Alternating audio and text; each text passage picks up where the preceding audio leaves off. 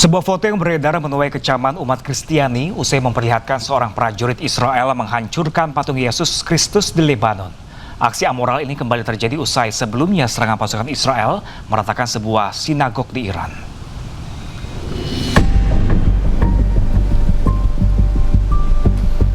Foto ini menunjukkan seorang prajurit Zionis Israel menghancurkan patung Yesus Kristus dengan sebuah palu godam.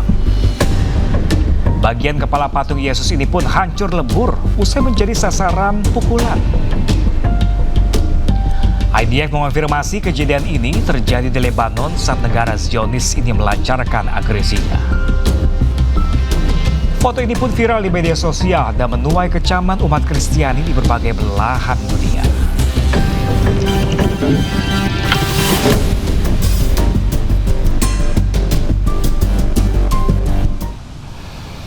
Sementara itu pemirsa, seorang pemimpin komunitas Yahudi di Iran mengunjungi sebuah sinagog yang hancur usai diserang Zionis Israel. Bahkan gulingan Taurat pun terkubur dalam puing-puing bangunan tersebut.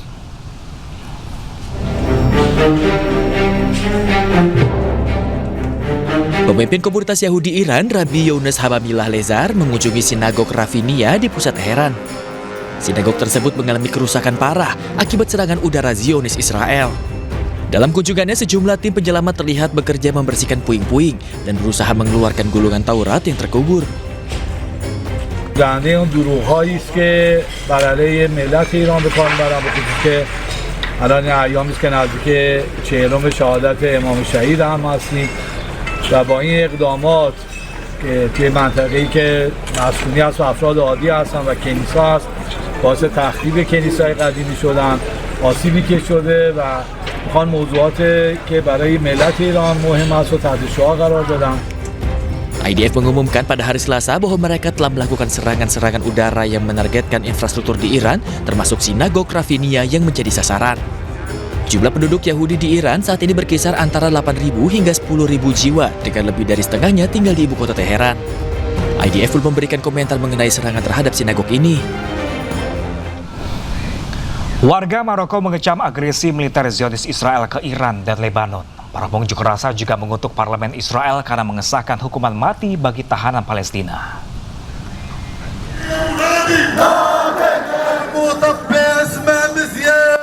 Ribuan orang berkumpul di Rabat, Maroko untuk menggalang dukungan bagi Palestina, mengutuk Israel dan mengacam agresi militer Israel AS ke Iran dan Lebanon.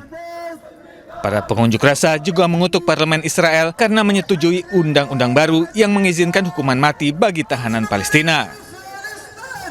Massa menilai eksekusi terhadap warga Palestina adalah kejahatan perang. Langkah Zionis ini juga menuai kritik dari negara-negara Arab, PBB, Uni Eropa, dan kelompok hak asasi manusia. Mohamed Nabil Ben Abdallah, Sekretaris Jenderal Partai Kemajuan dan Sosialisme, mengatakan rakyat Maroko menolak aksi genosida dan apartheid terhadap warga Palestina. والتقتيل والتجويع ممارس من قبل الكيان الصهيوني في حق الشعب الفلسطيني، لكن أيضا رفضنا لما يحدث بجنوب لبنان من خلال حرب إبادة جديدة إزاء الشعب اللبناني وما يحدث بإيران من خلال العدوان الأمريكي الصهيوني على إيران. رسالة لجميع الأمة العربية الأحرار العالم نقول لهم: انتفضوا من أجل فلسطين، انتفضوا من أجل الأقصى، انتفضوا من أجل مصر، انتفضوا من أجل الأسرى. فالأسرى يعانون وغزة تعاني، أطفالها، شبابها، شيبها، وصمتنا صراحة عيب وكل العيب. Aksi protes ini berlangsung di tengah gencatan senjata yang terjadi antara Amerika Serikat dan Iran, serta Israel dan Lebanon.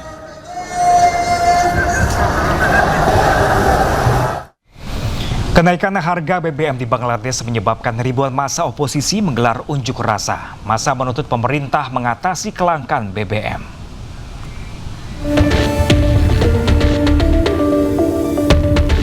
Kelompok oposisi di Bangladesh, Jamaat Islami, menggelar demonstrasi besar-besaran di Dhaka Sabtu siang.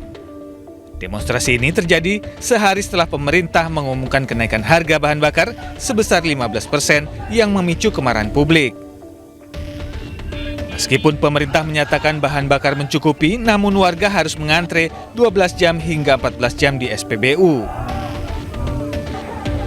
Massa yang kecewa atas kenaikan harga BBM menuntut pemerintah Bangladesh untuk segera mengatasi krisis energi yang terjadi. Kenaikan BBM akan berpotensi memicu kenaikan tarif transportasi dan harga barang di Bangladesh. এটা সরকার বলছে যে এখানে পর্যাপ্ত পরিমাণে জ্বালানি আছে, ঠিক আছে, ওনারা বলছে, বাট ম্যানেজমেন্ট এত খারাপ অবস্থা, মানুষ আজকে 12 ঘন্টা 14 ঘন্টা দাঁড়িয়ে থেকে তারা জ্বালানি পাচ্ছে না। সেই কারণে সরকার যেটা ব্রিফ করছে, মানুষেরা বিশ্বাস করছে না যে জ্বালানি এখানে পর্যাপ্ত আছে। সেই কারণে মানুষ আজকে অবিশ্বাস করছে সরকারের কথা যে আসলে জ্বালানি পর্যাপ্ত নাই। তারা রেশনিং করছে, এমন ব্যবস্থাপনা যেখানে মানুষ ঘন্টার পর ঘন্টা দাঁড়িয়ে থাকে, তারা জ্বালানি পাচ্ছে না। Sebelumnya, ratusan warga Dhaka, Bangladesh terpaksa mengantre di SPBU selama berjam-jam akibat kurangnya pasokan bahan bakar. Bangladesh diketahui mengimpor 95% minyaknya dari Arab Saudi dan Qatar. Gangguan pengiriman di Selat Hormuz telah mendorong tingginya harga minyak dunia. Kenaikan harga solar di Amerika Serikat juga masih dirasa tinggi oleh warganya. Akibatnya tempat-tempat belanja menjadi sepi, nyaris tak ada pembeli.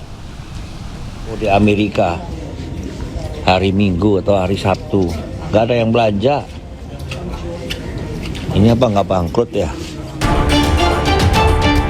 Seorang kreator konten asal Indonesia yang sedang berada di Amerika membagikan video tentang kenaikan harga solar di Amerika Serikat.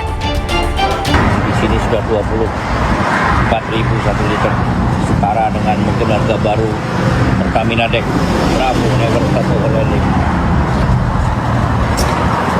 Isi full tank nih $87, cuman dapat 15 galon. Pemilik akun Happy Go Lucky Expedition ini juga merekam kondisi pusat perbelanjaan di Amerika yang sepi, hampir tidak ada pengunjung. Coba bayangkan toko di Amerika hari Minggu atau hari Sabtu nggak ada yang belanja. Ini apa nggak bangkrut ya? Jadi bersyukurlah di Indonesia solar mahal tapi tokonya masih rame. Di sini nggak ada yang belanja sama sekali. Wah, kawan. Dipilih, nggak usah dibeli, dipilih aja nih. Nggak ada yang beli, kosong. Padahal toko buka nih.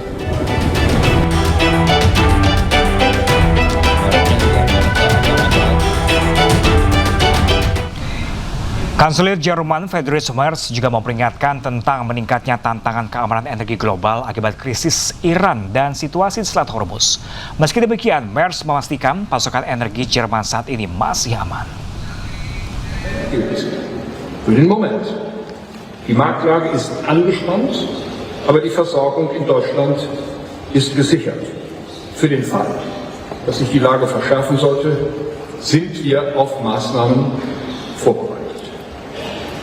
Und meine Damen und Herren, auch ohne diese Krise bleiben die Herausforderungen bestehen. Vielleicht werden sie sogar durch die Krise noch ein wenig größer.